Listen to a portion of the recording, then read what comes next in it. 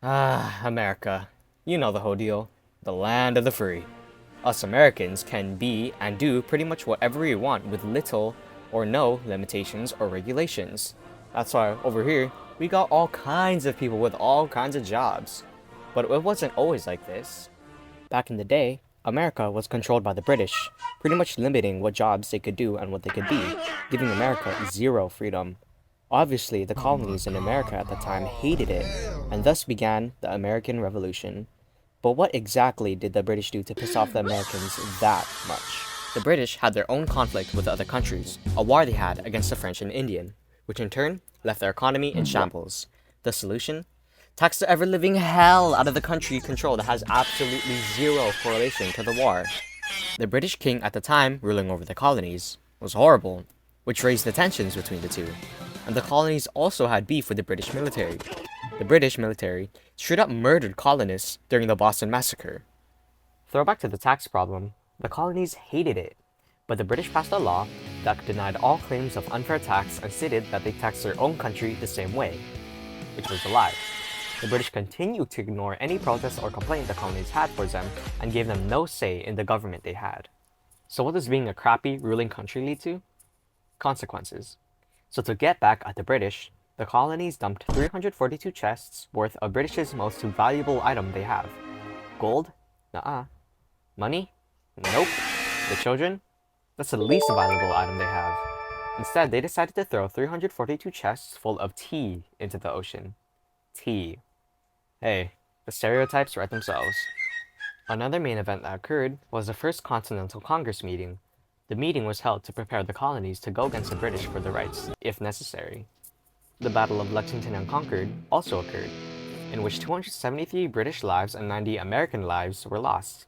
This battle led the Americans to realize that the guerrilla warfare was the colonists' best line of defense against the British. After all these main events, the colonies decided that that's enough, and wrote the Declaration of Independence, which was a list of reasons why the British government was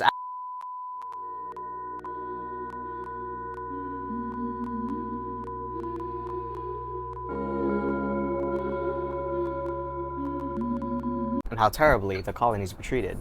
With all these events happening and the Declaration of Independence being signed, there came some effects. For example, the Treaty of Paris was signed.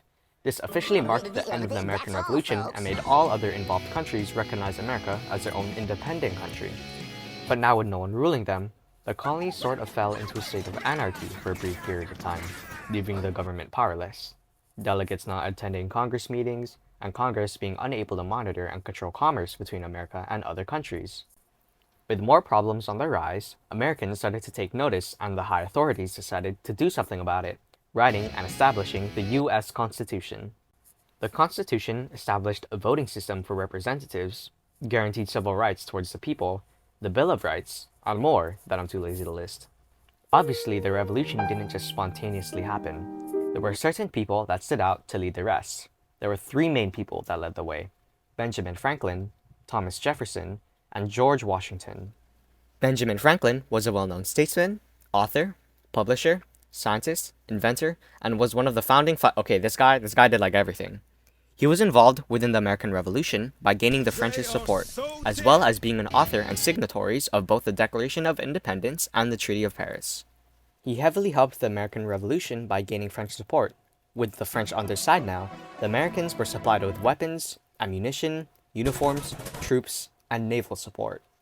Two other important influencers at the time were George Washington and Thomas Jefferson, each doing similar things, signing the Declaration of Independence and thus gaining the right to break away from the British. For the most part, the French, Haitian, Argentinian, Venezuelan, Mexican, and Russian revolutions were all pretty similar to the American Revolution, as they all wanted to change how the government was being handled or how the people or country were being treated.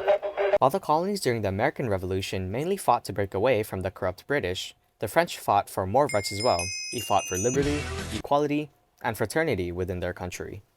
The Haitian Revolution was also caused by some sort of mistreatment from the government, but while America wanted to have freedom and more rights, the main cause of the Haitian Revolution was violence, most notably the brutality of slave owners.